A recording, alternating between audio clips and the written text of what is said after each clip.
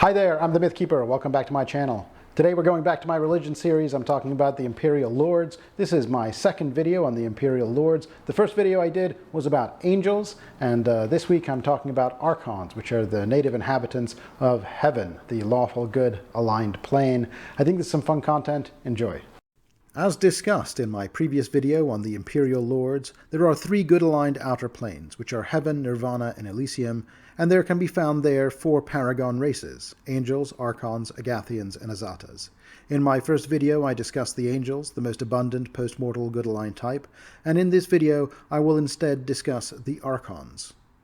Archons live in the immense seven-tiered mountain of Heaven, and as denizens of that plane, they are a celestial form of outsider that is not only aligned with goodness, but also with law and order. You can see more details on the plane of heaven in my planar guide to the heavens video. Typically, Archons manifest in the garden at the mountain's peak, and are ascended forms of mortal souls who answer a mysterious voice. There they swear to forever serve the cause of justice, and transform into their new Archon forms. Intensely orderly in their metamorphosis, new Archons will sometimes evolve into ever greater Archons as their virtue and achievements grow, while others will remain in their form of first ascension forever, as each Archon represents a particular virtue, such as hope, charity, justice, or courage, and some souls are so attuned to a particular virtue that they will never transcend their initial form. All Archons also gain strength in the presence of mortals who exemplify the virtue to which they are aligned. While Archons are paragons of goodness, they have little patience for those who do not follow their strict moral guidelines. To an Archon, a cruel tyrant does not justify rioting or rebellion to overthrow him. Justice and the law must not be abandoned for the sake of goodness. Otherwise, without justice and the law, goodness cannot prosper. This approach unfortunately sometimes draws them into violent conflicts with the Azatas, and even angels on occasion, even though Archons dislike opposing their goodly brethren. Archons prefer to work with their own kind, and follow the cues of the greatest Archons and lawful Empyreal Lords when they cannot decide what to do. Archons understand that when chaos and evil threaten to take over the multiverse, individual desires should be set aside for the greater good. Although sometimes denounced as authoritarian zealots, Archons are usually compassionate with fellow good beings, and may tolerate even neutral or evil creatures if they are lawful in nature, only viewing those that follow neither law nor good as completely irredeemable. In heaven, they are committed to training petitioners, but also take joy in their friends and work. Described as ideal soldiers, Archons easily organize among themselves, each recognizing its strength and playing its designated role without complaint. Just as angels are, Archons are arranged into various subtypes, and they vary considerably in terms of overall morphology, psychology, and appearance. The types of Archons. The weakest type of Archon is the Lantern Archon.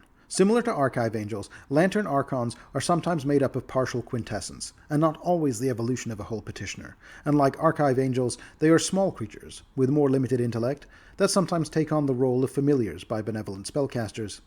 Lantern Archons are the embodiment of hope, displaying friendliness, curiosity, and eternal optimism. Their bodies are made of living light, which can be controlled to flicker subtly like a candle, or flare up like a torch. They serve as guides to lead mortals out of their darkest moments and onto the righteous path. They have the ability to manipulate all aspects of their light as easily as other creatures control their facial expressions, changing colors, twinkling and dimming, or brightening in accordance with their actions and words. While they may come across as effervescent and chipper in conversation, they are also impressively stoic, and can act as mobile support troops and guardians in times of conflict. When needed, they can unite to form gestalts, powerful warriors of light. Horned Archons are vigilant and stealthy scouts who embody the virtue of courage. They tirelessly patrol the untamed wilds of the outer sphere to eliminate evil and safeguard small communities from demons, devils, and other threats. These beings have a muscular human body, but possess a stag's head, horn, and legs. When called upon by their patrons, particularly Erastil, they journey to the material plane to safeguard dangerous frontier areas, performing acts of kindness such as leading hunters to food, assisting lost children, and driving off malevolent creatures in secret. As they traverse the wilds of Nirvana and Elysium, horned Archons have developed a deep understanding of the perspectives of other celestial beings, making them among the most empathetic of Archons. Noble Hound Archons embody the virtue of diligence. Heaven's armies consist of many dedicated soldiers, but few are as reliable and loyal to the cause as the noble Hound Archons. These fierce soldiers are considered equal to horned Archons in Heaven's grand hierarchy, but may contain among their ranks a few exceptional commanders that puts them ahead of the rest of their kin in overall standing. Unlike their horned counterparts, Hound Archons do not engage in reconnaissance missions or scout for evil. Instead, they serve as soldiers in the thick of battle, or act as sentinels assigned to safeguard specific strategic locations or holy sites. The golden armored Legion Archons are the embodiment of justice. Legion Archons, despite their intimidating appearance with flaming blades and heavy armor, are actually the peacemakers among the Archons. These beings prioritize achieving justice through compromise and mutual benefit, rather than resorting to violence. However, when confronted with fiendish powers, particularly those that embody the sin of wrath, Legion Archons are unafraid to engage in battle, and they will take up arms and launch offensives under divine commanders like Iomedae to defend against evil forces. Shield Archons are patient protectors, and they therefore embody the virtue of temperance. These beings are the defenders of heaven, and they use their spears and shields in massive formations that can endure even the most severe onslaughts. Shield Archons are also equipped with a skin of steel beneath their armor, adding to their already impressive strength and imposing stature. Due to their exceptional guarding abilities, they are often summoned to the material plane to protect the vulnerable from a great number of evildoers. Trumpet Archons are considered messengers, emissaries, and storytellers, and they embody the virtue of kindness. They tell stories and use allegories to prevent conflicts and avoid bloodshed. Unlike other Archons, they are more inclined to work alongside angels, possibly accounting for the similarities in their appearance. In situations where diplomacy fails, Trumpet Archons motivate the righteous to engage in battle. Even a reassuring look from a Trumpet Archon can reignite a shaken ally's courage, inspiring them to stand firm and fight once again. Wheel Archons embody the virtue of justice. The Wheel Archon is one of the most intimidating Archons to behold, and is often challenging for mortals to comprehend. These flying, armor-plated wheels of fire, with eyes on each spoke, typically serve as messengers or harbingers for the armies of heaven, due to their stubborn and indomitable nature. The Wheel Archon is intolerant of deceit, and possesses an innate ability to detect lies. The mere feeling of their divine eyes locking onto a target is usually enough to encourage honesty. However, if they detect falsehood, their righteous wrath takes over, and they deal out punishment to sinners without hesitation. Star Archons are embodiments of the virtue of prudence, and serve as philosophers, administrators, tacticians, strategists, and generals of the Archon armies. They burn with the intensity of a sun, and their sense of duty and desire to defeat evil are as strong as the light of the stars. While they are better suited for war rooms than battlefields due to their dazzling intellects and unmatched strategic cunning, they are formidable opponents when roused to fight. Those who witness the selflessness of a Star Archon and live to tell the tale liken it to the sight of a supernova at the moment of a star's collapse. Bastion Archons are the greatest among their number, massive beings who embody the virtue of sacrifice. They are composed of the very stone of the holy mountain of heaven, and their faces are obscured by a blinding light that surrounds the gestalt that gave rise to the Bastion. Bastion Archons are stoic defenders, and even when they are defeated, they leave an indelible mark of righteousness on the surrounding land. The most powerful of these Archons are born in the midst of battle, out of incredibly rare circumstance. When a group of Lantern Archons combine their powers to defend allies in a fight that appears to be all but lost, a fellow Archon of significant strength, such as a Star Archon, can perform a heroic act of self-sacrifice and join the Gestalt. If the timing is perfect, instead of a glorious sacrifice, a Bastion Archon may emerge with earth-shattering force. In this manner, the humblest of Archons, the Lanterns, can become the greatest hope of their kind in an instant. The Archon Empyreal Lords. Among the various Imperial Lords, the demigods of the heavens, there are 14 Imperial Lords who began as Archons of Heaven, before acquiring a spark of divinity and joining the deific ranks. Andoletta. Andoletta, also known as Grandmother Crow, appears as a stern elderly woman with sharp hazel eyes, grey hair in a sleek bun, and a cape made of glossy black crow feathers. She stands at a height of 5 feet and leans on a willow walking stick. Her image can be found in courts and morgues, where she judges the guilty and offers solace to the bereaved. Grandmother Crow's eyes hold the ability to discern innocence and guilt in a person's soul, and she offers no mercy to the irredeemably wicked. However, for those who show even the slightest hint of doubt in their hearts, Andoletta lights the path back to virtue. While she watches over all, Andoletta favors children, recognizing their potential for unadulterated goodness. Her cottage is located in the field of Opsimethy, near Heaven's Summit. covered in plaster with feathers protruding from its walls, and the aroma of fresh-baked bread filling the air. Visitors who show proper respect may catch a glimpse of the garden of happy families and lost loved ones she protects behind her tidy cottage. Arqueros. Arqueros is a stalwart defender, dedicated to protecting his charges from corruption and evil. Standing at an impressive height of 12 feet, his gleaming golden armor and diamond-bladed long spear make him an awe-inspiring sight. The shield Archons who serve him look up to him as a constant inspiration. The mere presence of Arqueros can cause the ground to tremble, and according to legend, not even Baphomet's charge could defeat this mighty Imperial Lord. Though many seek his protection, only a chosen few earn his attention. It's not always clear what criteria the Golden Bulwark uses to select his charges, but once chosen he spares no effort in defending them, even sending legions of his celestial minions to their aid. Although he rarely appears in person, his sacred duty prevents him from leaving the Prime Velation, except under dire circumstances. Arqueros receives reverence from bodyguards, guards, and guardians of children, as well as soldiers and civic leaders during times of war. Dammerich.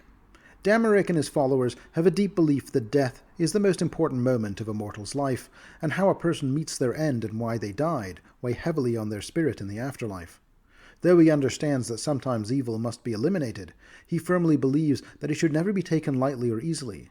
To ensure peace and goodness, Dammerich takes on the burden of all necessary executions and just deaths in the world. Dammerich appears as a silent, black, stone-clad figure with a handsome, hairless face, only showing his weary eyes behind his helm. Despite the centuries of death that he has encountered, his soul is weighed down only by the solemn responsibility, not by guilt or reluctance. When it is time for action, he strikes heavily and without hesitation, with his signature weighted swing, leaving no room for regret. Judges, whether they are appointed officials in city courthouses or village leaders acting as part of a tribunal, seek guidance from Dammerich in their judgments. While people may understand the need for executions, they may still shrink from the act. Dammerich and his agents provide reassurance that the executions are appropriate or take burden of mortal guilt upon themselves. Those who are wrongly sentenced to death can pray for intercession from Dammerich and may receive help from one of his divine agents. However, corrupt judges and careless executioners incur Dammerich's ire, and he sends his chosen elimination squads of shield Archons, those of the heaving hand, to bring retribution upon them. Dammerich does not take pleasure in his grim task, but he sees it as necessary. Dammerich occupies the southern wing of the Courts of Accord in Heaven, and he occasionally collaborates with Olheon, who resides in the northern wing, to take action against corrupt regimes responsible for excessive unlawful executions. Eldas. Eldas, the Abiding Spire, is an architect and a builder, and has designed many of the buildings erected on the Mountain of Heaven. Eldas concerns himself with architecture and related interests, and his followers are also typically builders, and they look to him for guidance not just on aesthetics, but on the safety and security of the structures they build. Eldas's specialty is defensive buildings, and it is said he is responsible for the fabric of the Prime Velation, a magnificent series of blessed marble walls and ramparts that surround the base of the great mountain that has stood as heaven's first defense against fiendish invasions for time untold. Falayna. Falayna represents the harmony between femininity and the strength of arms. According to legend, she was once the consort of an Imperial Lord who specialized in combat, and after he fell in battle against Moloch's minions, Falayna retrieved his sword and became known as the Warrior's Ring. Despite her delicate beauty, Falayna is a fearsome warrior, often appearing in the form of a fair-skinned woman with brown hair and blue eyes, dressed in silk robes and a silver breastplate. Her weapon of choice is her longsword, Betrothal, which she carries with her at all times. Her hands are adorned with the glittering rings of various colors, which she uses to deliver punishing blows in combat. Both male and female warriors admire Falayna's skill, with many women looking to her as a role model. Jewelers strive to create rings that are worthy of her, and aspiring squires seek her guidance. Brides and young girls also seek her blessings. Falayna resides in the half-empty palace, a structure with walls made of galena situated on the slopes of heaven. Ghenshau. Ghenshau had once attempted to comprehend every aspect of creation and establish perfect order and goodness, but as he added more elements to his world equation, he realized the futility of his efforts. Instead, he learned to appreciate the peace and tranquility that comes with simple acceptance. Ghenshau could easily be mistaken for a Tian peasant boy, wearing a hat of woven rushes and simple linen clothes that shelter his beautiful face and serene gaze. His clothes are elegantly embroidered with fantastic birds, foo creatures, and runes. He carries a pipe and a workman's axe on his rope belt. Ghenshau and his followers do not disdain civilization, but they believe that the unnecessary complications of society distract people from doing their best. An artisan who maintains a neat shop and works on one project at a time is much happier and more pleasing to Ghenshau than a harried worker in a disarrayed shop. Of course, Ghenshau understands that the demands of life can force people into lives they are not happy with, simply so they and their families can keep body and soul together. He realizes that such circumstances are not always avoidable, and sends his agents to help such flustered individuals find a way out of their dreary responsibilities. Ghenshau resides in the pastoral fields and beaten trails of heaven, but he can often be found sleeping on the banks of heaven's crystalline rivers, or daydreaming in a wooded thicket. He enjoys meeting strangers on the road, and is always ready to share tales over a drink and a smoke. Kelinahat. Kelinahat is an Archon Imperial Lord of spy, stealth, and the gathering of intelligence, who is also known as She of Ebon Wings.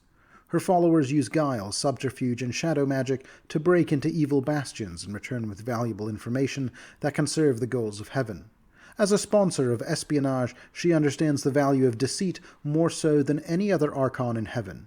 But do not be fooled. She is still an Archon, and when Kelinahat gives her word, it is as ironclad as any in the cosmos. Kroina. Kroina, or Lady All-Sight, is a demigoddess of instincts and trusting one's guts. She teaches that instincts are truth's precursors, and that one can see someone's entire life with just a glance into their eyes. For this reason, she is also associated with divination and eyes, and she is sometimes worshipped by both goodly witches and any type that relies on their instincts to survive, such as hunters and rangers. Olheon. According to legend, Olheon possesses knowledge of the lineage of every noble soul in existence, tracing the transfer of power and the associated responsibilities from one generation to the next.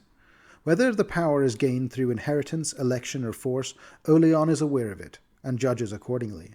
Olheon is one of the most awe-inspiring Imperial Lords, standing at over 16 feet tall, with blazing blue eyes and a face of burnished gold. She wears heavy silver armor, but her hands and forearms are stained crimson, as if she has immersed them in pools of fresh blood. She wields a ruby-bladed halberd, and carries a golden seal of office in her other hand. Olheon abhors tyrants, and is enraged by legitimate rulers who permit unjust living conditions for their subjects due to weakness or ignorance. She seeks to teach those who can be taught, and to punish those who cannot, through her divine minions and followers. Her guidance is sought by officials, noble rulers, and parents alike, and their actions are judged accordingly. Olheon resides in the northern wing of the Courts of Accord, where her vast Hall of Thrones displays scrying mirrors that show scenes of rulership and succession all across the multiverse. Smiad.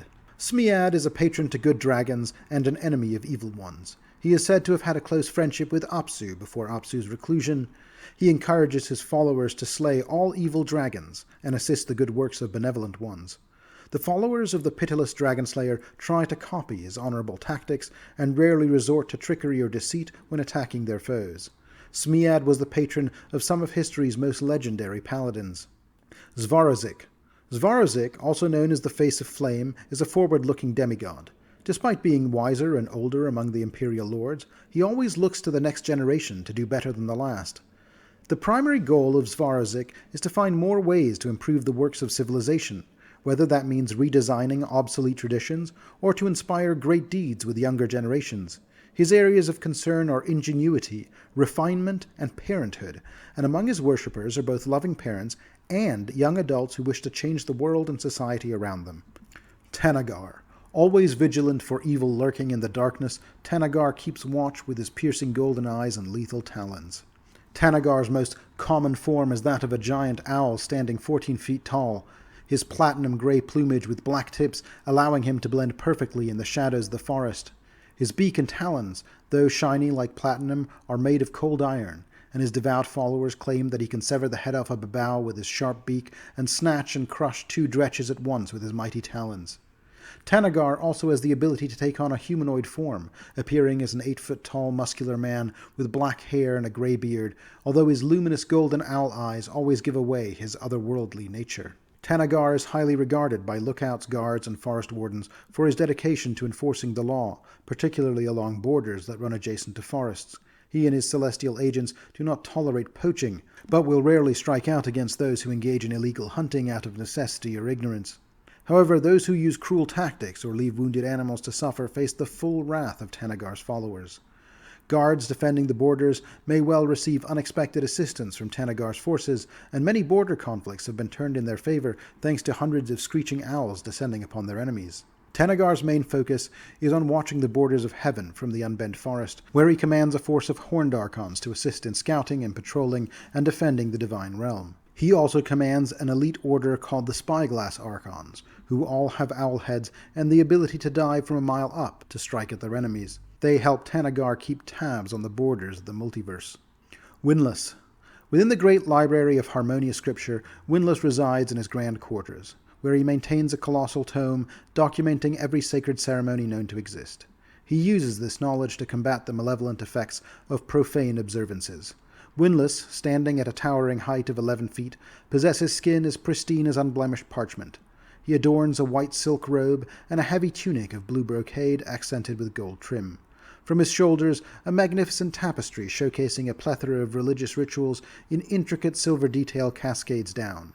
His regal four-pointed crown, fashioned from beaten gold, sits atop his head. Typically depicted as an elderly man clutching a large tome, Winlas abides by ancient teachings, stating that religious rituals have the power to unite the faithful. These rituals are not remote decrees, but rather acts of worship passed down from the divine, shaped over time by devoted mortals.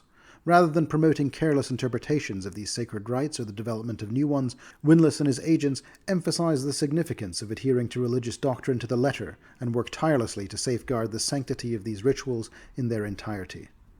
Zohls. Zohls, the Empyreal Lord of Determination and Investigation, finds the process of discovery to be just as important as the truth that is revealed.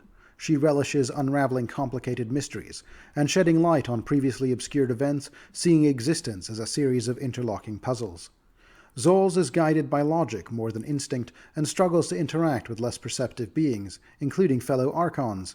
She often appears in practical clothing of black and white, and her chestnut hair tied back in braids, and reveals her celestial nature with magnificent wings of unblemished parchment.